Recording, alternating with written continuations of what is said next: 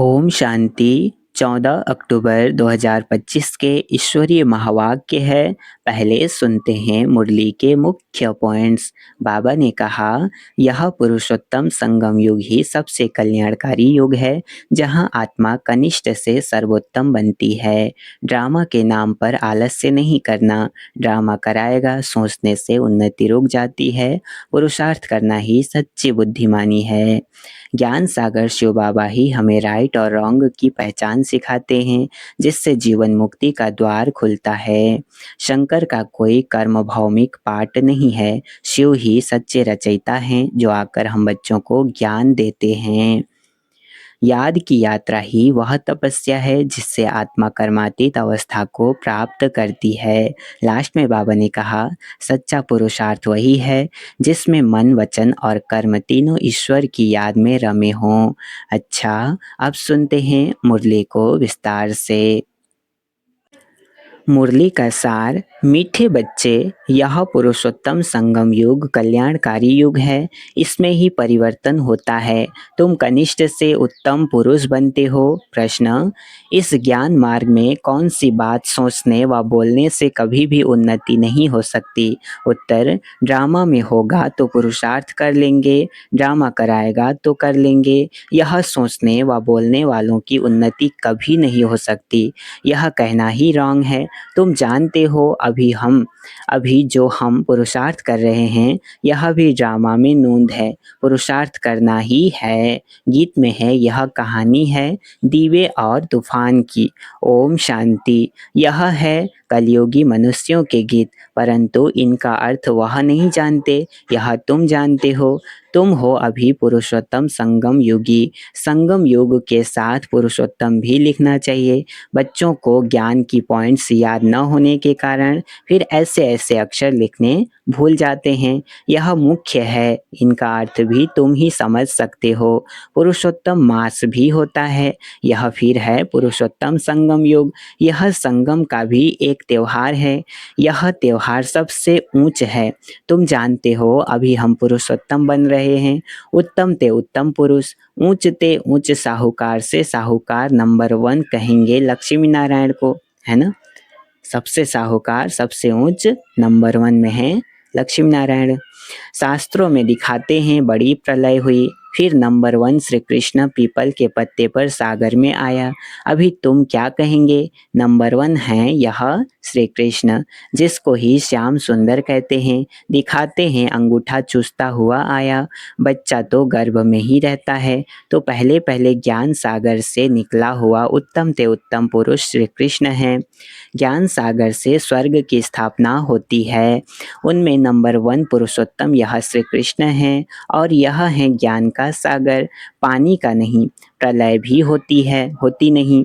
कई बच्चे नए नए आते हैं, तो बाप को फिर पुरानी पॉइंट रिपीट करनी पड़ती है ना। नए बच्चों के लिए पुरानी पॉइंट्स रिपीट करनी पड़ती है। सतयुग, त्रेता, द्वापर, कलयुग, यह 4 युग तो हैं। पांचवा फिर है पुरुषोत्तम संगम युग।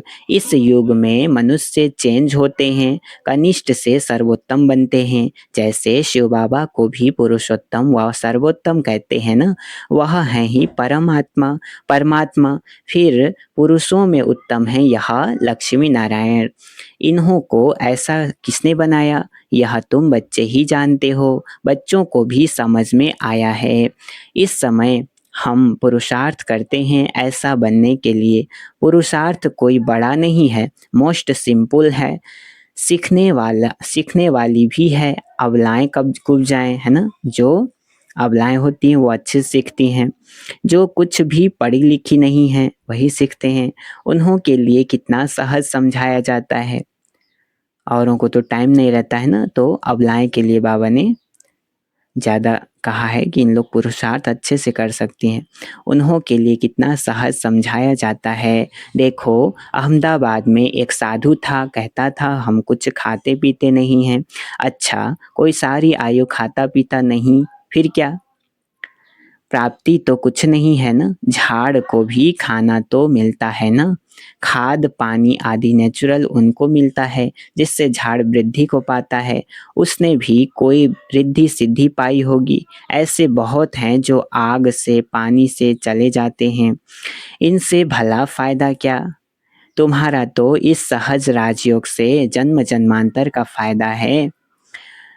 तुमको जन्म जन्मांतर के लिए दुखी से सुखी बनाते हैं, है ना, कोई हट करने की जरूरत नहीं है ना, सहज है ना। बाप कहते हैं बच्चे ड्रामा अनुसार हम तुमको गुह्य बातें सुनाता हूँ। जैसे बाबा ने समझाया है, शिव और शंकर को मिलाया क्यों है। शंकर का तो इस सृष्टि में पाठ ही नहीं है, शिव का ब्रह्मा का विष्णु का पाठ है। ब्रह्मा और विष्णु का ऑलराउंड पाठ है। शिव बाबा का भी इस समय पाठ है जो आकर ज्ञान देते हैं, फिर निर्वाण धाम में चले जाते हैं। बच्चों को जायदाद देकर खुद वानप्रस्थ में चले जाते हैं। वानप्रस्थी बनना अर्थात गुरु द्वारा वाणी से परे जाने का पुरुषार्थ करना। परंतु वापिस तो कोई जा नहीं सकते, क्योंकि विकारी भ्रष्टाचारी हैं। विकार से जन्म तो सबका होता है, यह लक्ष्मी नारायण निर्विकारी हैं, उन्हों का विकार से जन्म नहीं होता है, इसलिए श्रेष्ठाचारी कहलाए जाते हैं। कौन? देवताएं, है ना। कुमारियां भी निर्विकारी हैं, इसलिए उनके आगे माथा टेकते हैं। तो बाबा ने समझाया कि यहाँ शंकर का कोई पाठ नहीं है, बाकी प्रजापिता ब्रह्मा तो जरूर प्रजा का पिता हुआ ना। शिव बाबा को तो आत्माओं का पिता कहेंगे, वह हैं अविनाशी पिता। यह गुह्य बातें अच्छी रीति धारण करनी है। जो बड़े बड़े फिलासफर होते हैं उनको बहुत टाइटल मिलते हैं, श्री श्री 108 का टाइटल भी विद्वानों को मिलते हैं। बनारस के कॉलेज से पास कर टाइटल ले आते हैं। बाबा ने गुप्ता जी को इसलिए बनारस भेजा था, गुप्ता जी सेवा के लिए भेजा होगा ना, कि उन्हों को जाकर समझाओ कि बाप का भी टाइटल अपने ऊपर रख बैठे हो, है ना। उनको जाकर समझाओ कि बाप का भी टाइटल अपने ऊपर रख बैठे हो। बाप को श्री श्री 108 जगत गुरु कहा जाता है। माला ही 108 की होती है, 8 रत्न गाए जाते हैं, वह पास विद ऑनर होते हैं, इसलिए उनको जपते हैं। फिर उनसे कम 108 की पूजा करते हैं। यह यज्ञ जब रचते हैं तो कोई 1000 शालिग्राम बनाते हैं, कोई 10,000, कोई 50,000, कोई लाख भी बनाते हैं शालिग्राम। मिट्टी के बनाकर फिर यज्ञ रचते हैं, मिट्टी के बनाते हैं। जैसा जैसा सेठ अच्छा, क्या कहा, जैसा जैसा सेठ अच्छे ते अच्छा बड़ा सेठ होगा तो लाख बनवाएंगे, है ना। जैसा अपना आर्थिक होगा वैसा बनाएंगे, तो बहुत धनवान होंगे तो और बनाएंगे। बाप ने समझाया है, माला तो बड़ी है ना, 16,108 की माला बनाते हैं। यह तुम बच्चों को बाप बैठ समझाते हैं। तुम सभी भारत की सेवा कर रहे हो बाप के साथ। बाप की पूजा होती है तो बच्चों की भी पूजा होनी चाहिए। शालिग्राम किसका मिसाल है? हम बच्चों का, है ना। शिव और शालिग्राम। यह नहीं जानते कि रुद्र पूजा क्यों होती है। बच्चे तो सब शिव बाबा के हैं। इस समय सृष्टि की कितनी आदमशुमारी है, इसमें सब आत्माएं शिव बाबा के बच्चे ठहरे ना, परंतु मददगार सब नहीं होते। इस समय तुम जितना याद करते हो उतना ऊंच बनते हो, पूजन लायक बनते हो। ऐसे और कोई की ताकत नहीं जो यह बात समझाए, इसलिए कह देते ईश्वर का अंत कोई नहीं जानते, बाप ही आकर समझाते हैं। बाप को ज्ञान का सागर कहा जाता है, तो जरूर ज्ञान देंगे ना। प्रेरणा की तो बात होती नहीं, भगवान कोई प्रेरणा से समझाते हैं क्या? तुम जानते हो उनके पास सृष्टि के आदि मध्य अंत का ज्ञान है, वह फिर तुम बच्चों को सुनाते हैं। यह तो निश्चय है। निश्चय होते हुए भी फिर भी बाप को भूल जाते हैं, है ना। निश्चय भल है लेकिन बाबा को भूल जाते हैं। बाप की याद यह है पढ़ाई का तंत्र। बाप की याद यह है पढ़ाई का तंत्र। याद की यात्रा से कर्मातीत अवस्था को पाने में मेहनत लगती है, इसमें ही माया के विघ्न आते हैं। पढ़ाई में इतने विघ्न नहीं आते। अब शंकर के लिए कहते हैं शंकर आँख खोलते हैं तो विनाश होता है, यह कहना भी ठीक है नहीं है ना? उनका तो पार्ट ही नहीं है बाबा ने बोला। बाप कहते हैं न मैं विनाश कराता हूँ, न वह करते हैं, यह रॉन्ग है। देवताएं थोड़े ही पाप करेंगे। अब शिव बाबा बैठ यह बातें समझाते हैं। आत्मा का यह शरीर है रथ, हर एक आत्मा की अपने रथ पर सवारी है। बाप कहते हैं मैं इनका लोन लेता हूँ, इसलिए मेरा दिव्य अलौकिक जन्म कहा जाता है। अभी तुम्हारी बुद्धि में 84 का चक्र है, जानते हो अभी हम घर जाते हैं, फिर स्वर्ग में आएंगे। बाबा बहुत सहज करके समझाते हैं, इसमें हार्ट फेल नहीं होना है। कहते हैं बाबा हम पढ़े लिखे नहीं हैं, मुख से कुछ निकलता नहीं, परंतु ऐसा तो होता नहीं, मुख तो जरूर चलता ही है। खाना खाते हो मुख चलता है ना, वाणी न निकले यह तो हो नहीं सकता। बाबा ने बहुत सिंपल समझाया है ना, अनपढ़ भी कुछ न कुछ तो समझा ही सकते हैं ना। कोई मौन में रहते हैं तो भी ऊपर में इशारा देते हैं कि उनको याद करो। दुख हरता सुख करता वह एक ही दाता है ना। कोई एकदम गूंगा भी रहता है तो वो भी कहता है ऊपर वाले को याद करो। तो आपको तो बाबा ने सब कुछ ज्ञान दिया है तो कुछ तो बोल सकते हो ना, अपने ही भाषा में बोलो। भक्ति मार्ग में भी दाता हैं तो इस समय में भी दाता हैं, फिर वानप्रस्थ में तो है ही शांति। बच्चे भी शांति धाम में रहते हैं। पाठ नोधा हुआ है जो एक्ट में आता है। अभी हमारा पाठ है विश्व को नया बनाना, परिवर्तन करना है ना। उनका नाम बड़ा अच्छा है, हेवनली गॉड फादर। बाप रचयिता है स्वर्ग का, बाप नर्क थोड़े ही रचेंगे। पुरानी दुनिया कोई रचते हैं क्या? पुरानी चीज कोई रचा जाता है क्या? वो तो अपने आप होता है ना। मकान हमेशा नया बनाया जाता है। शिव बाबा नई दुनिया रचते हैं ब्रह्मा द्वारा। इनको पाठ मिला हुआ है। यहाँ पुरानी दुनिया में जो भी मनुष्य हैं सब एक दो को दुख देते रहते हैं। तुम जानते हो हम हैं शिव बाबा की संतान, फिर शरीरधारी प्रजापिता ब्रह्मा के बच्चे हो गए एडॉप्टेड। हमको ज्ञान सुनाने वाला है शिव बाबा रचयिता, जो अपनी रचना के आदि मध्य अंत का ज्ञान सुनाते हैं। तुम्हारी एम ऑब्जेक्ट ही है यह बनना। मनुष्य देखो कितना खर्चा कर मार्बल आदि की मूर्तियां बनाते हैं। यह है ईश्वरीय विश्वविद्यालय, वर्ल्ड यूनिवर्सिटी। सारी क्या कहा, वर्ल्ड की यूनिवर्सिटी है ना, विश्व यूनिवर्सिटी है। सारी दुनिया सारी यूनिवर्स को चेंज किया जाता है। बूढ़े से लेके बच्चे तक आते हैं ना पढ़ाई करने, तो सारी दुनिया को सारी यूनिवर्स को चेंज किया जाता है। उन्हों के जो भी कैरेक्टर्स हैं सब आसुरी हैं। आदि मध्य अंत दुख देने वाला है। यह है ईश्वरीय यूनिवर्सिटी। ईश्वरीय विश्वविद्यालय एक ही होता है जो ईश्वर आकर खोलते हैं, जिससे सारे विश्व का कल्याण हो जाता है। तुम बच्चों को अब राइट और रॉन्ग की समझ मिलती है और कोई मनुष्य नहीं जो समझता हो।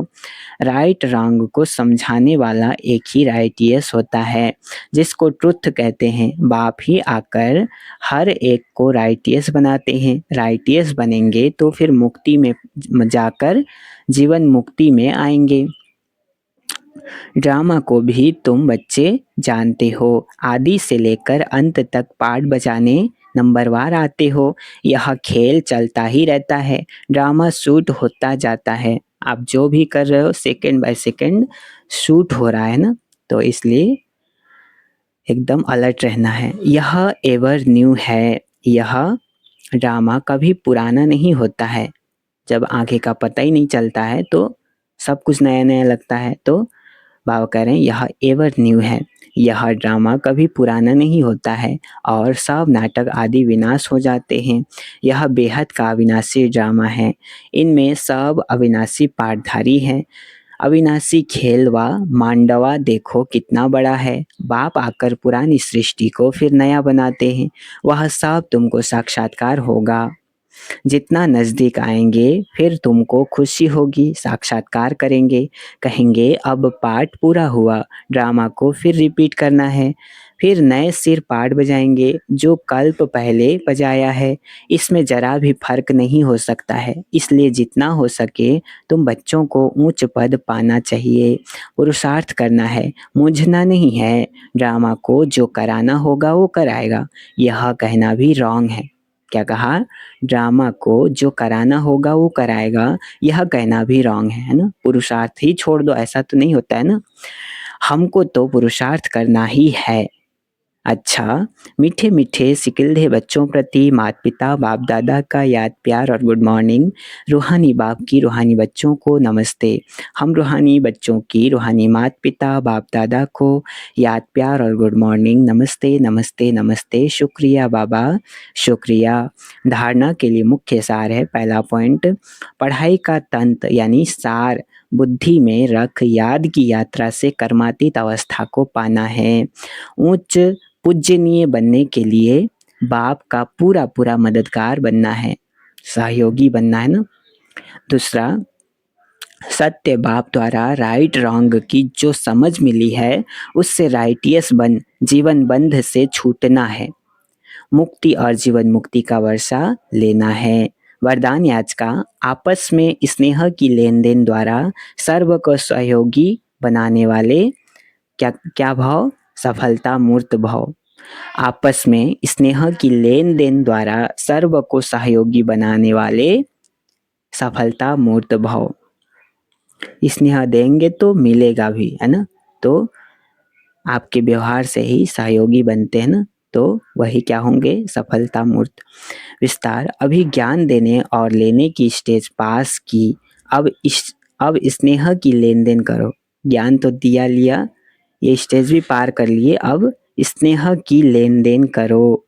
प्यार के भूखे हैं ना सब, जो भी सामने आए संबंध में आए तो स्नेह देना और लेना है। इसको कहा जाता है सर्व के स्नेही व लवली। ज्ञान दान अज्ञानियों को करना है, लेकिन ब्राह्मण परिवार में इस दान के महादानी बनो। संकल्प में भी किसके प्रति स्नेह के सिवाय और कोई उत्पत्ति न हो, संकल्प में किसी के लिए और कोई उत्पत्ति न हो सिवाय स्नेह के।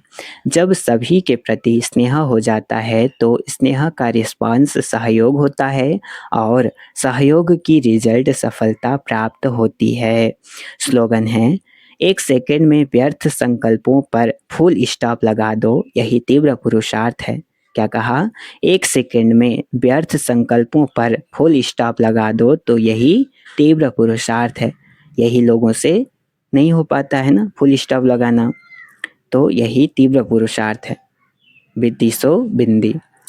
मातेश्वरी जी के अनमोल महावाक्य है, आजकल मनुष्य मुक्ति को ही मोक्ष कहते हैं। वो ऐसे समझते हैं जो मुक्ति पाते हैं वो जन्म मरण से छूट जाते हैं। वो लोग तो जन्म मरण में न आना इसको ही उच्च पद समझते हैं, वही प्रारब्ध मानते हैं, है ना? मोक्ष पा गया समझते हैं, वो उसी को प्रारब्ध मानते हैं। जीवन मुक्ति फिर उसको समझते हैं जो जीवन में रहकर अच्छा कर्म करते हैं, जैसे धर्मात्मा लोग हैं उन्हों को जीवन मुक्त समझते हैं।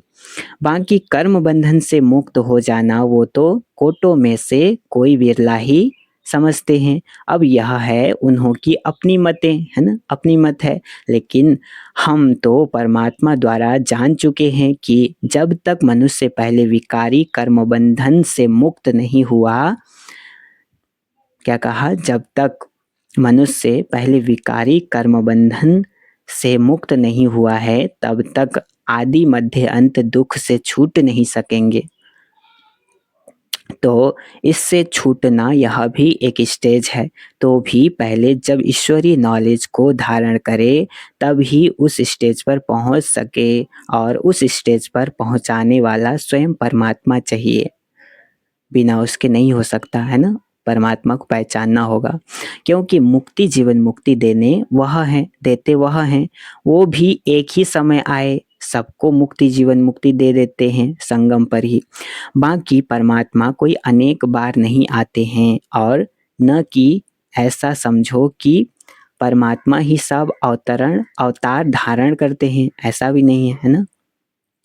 तो न अनेक बार आते हैं, न अवतार धारण करते हैं, वो एक ही बार आते हैं संगम पर ही।